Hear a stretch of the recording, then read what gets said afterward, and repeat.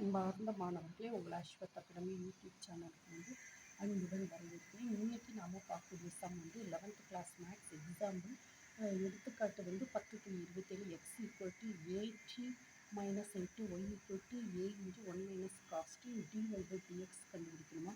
First x a × t - sin t. இந்த எக்ஸை differentiating with respect to t அப்படிங்கச்சுமே டீக்கு 1, சைன் டீக்கு காஸ் டி. ஒய்யை y = a × 1 - cos t. அப்போ அதை டிஃப்ரென்ஷியேட் பண்ணிச்சுன்னா a × sin t. ஆனால் நம்ம என்ன கேட்டிருக்கான், dy / dx. ஸோ அதுக்கு ஃபார்முலா எழுதி dy / dx = dy / dt dx / dt. இந்த dx / dt dy / dt எப்படி சப்ஸ்டியூட் பண்ணி ஆன்சர் கிடைக்குமா?